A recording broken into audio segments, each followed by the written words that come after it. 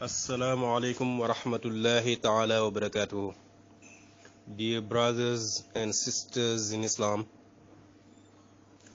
all my greetings to all of you, seeking forgiveness from all of you, especially in this holy month of Ramadan. Today I'm going to focus for a while on a very important talk of Serigne Touba about Islamic jurisprudence, al-fiqh, and mysticism, Sufism, at-tasawwuf, the difference between them. In his book named Masalikul Jinan,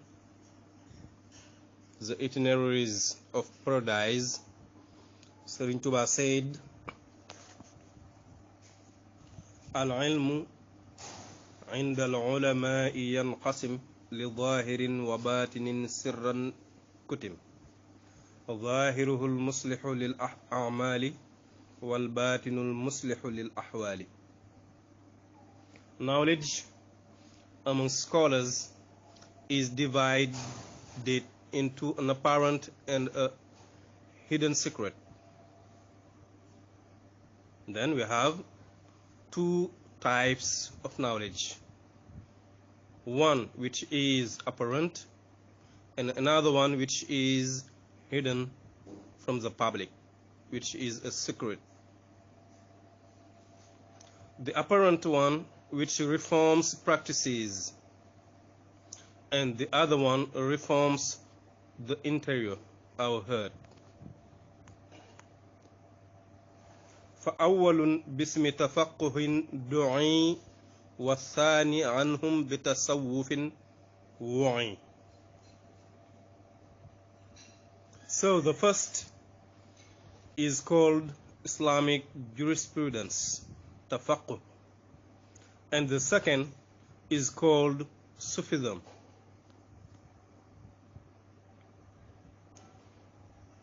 ثم تقديم الفتى الفقه على تصوف وجوبه خد جلا.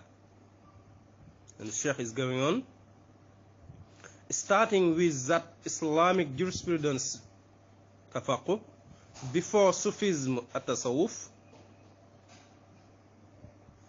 Its obligation has been highlighted. Then we must start first with learning Islamic jurisprudence, tafaqquh, before learning at-tasawwuf, Sufism. Then it's an obligation to start first with learning Islamic jurisprudence, al-fiqh, at-tafaqquh. And the Shaykh is going on. فَمَنْ إِلَى إِخْلَالِ الْأَوَّلِ انْتَمَى هَلَكَ فِي الدُّنْيَا بِحُكْمِ الْعُلَمَاءِ. Then overlooking the first knowledge will lead to a punishment in this world by the rule of scholars. Then if someone overlooks learning the first knowledge, which is tafaqquh, Islamic jurisprudence, he will certainly be punished in this world by rules set up by ashriha, by scholars from the Prophet. Then you see how it's mandatory, how it's obligatory to start with the knowledge of tafaqquh, Islamic jurisprudence. And Sheikh is going on, وَمَنْ يَكُنْ بِالثَّانِ ذَا الْإِخْلَالِ يهلك غدا بحكم ذي الجلال. And whoever overlooks the second branch, which is at-tasawwuf, will be punished according to the judgment of His Majesty. Then his punishment, his retribution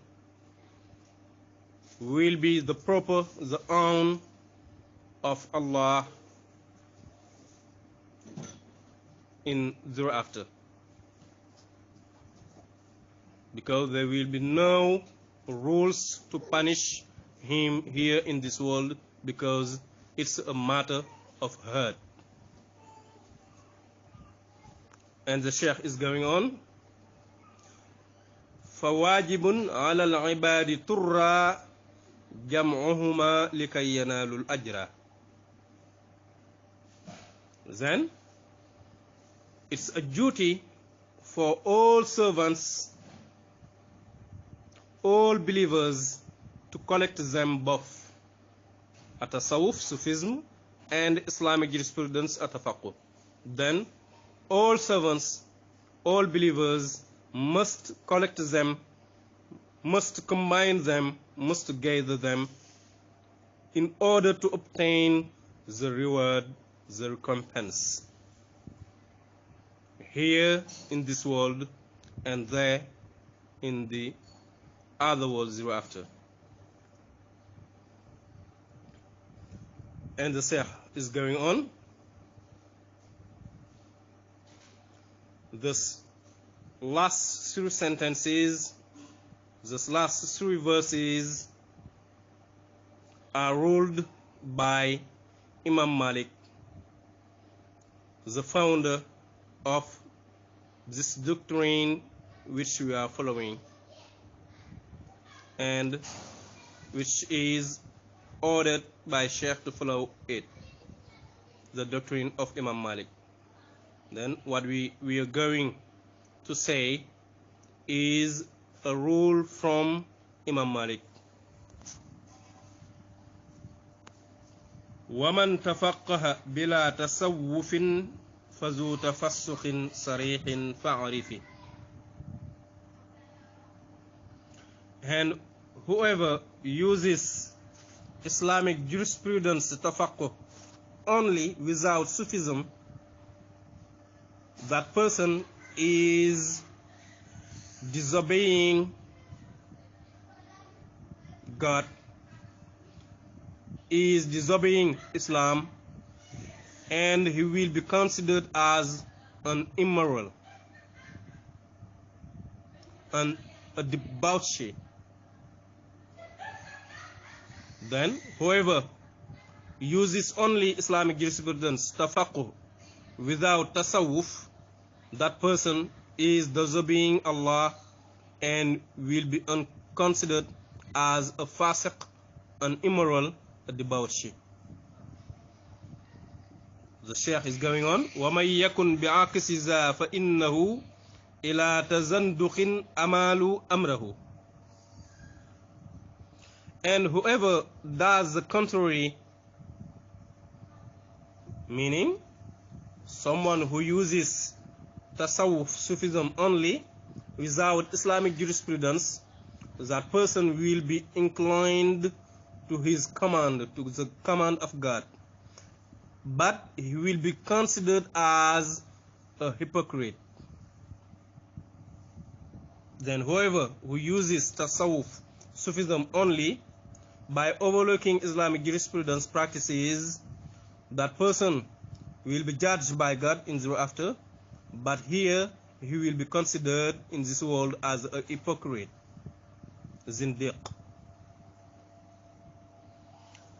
And the Sheikh finished with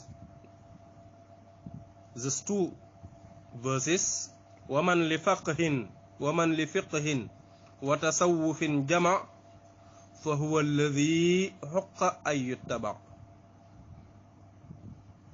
And who does gather, who does combine both jurisprudence and mysticism, both tafaqquh and tasawwuf, that person is the one who has the right to be followed. Then we understand by this verse that we must not follow a scholar who uses only Islamic jurisprudence without mysticism, tasawwuf. We must not follow a scholar who uses only mysticism, tasawwuf, without using Islamic jurisprudence tafaqquh. No. The person who has the right, who must be followed by others, is the scholar who combined all the two types of knowledge, Islamic jurisprudence and mysticism, Sufism. And the Sheikh is ending by this verse, أخرج ذا الحكم الإمام مالك رحمه رضي عنه المالك. This ruling was provided by Imam Malik, mercy of the honor be upon him. Then this last ruling is provided by Imam Malik, the founder of this doctrine. Then you can find those verses in the poem of Serigne Touba in his book named Masalikul Jinan, the Itineraries of Paradise. From your brother in Islam, by Dambay Touba Longo. Jërë ngeen jëf.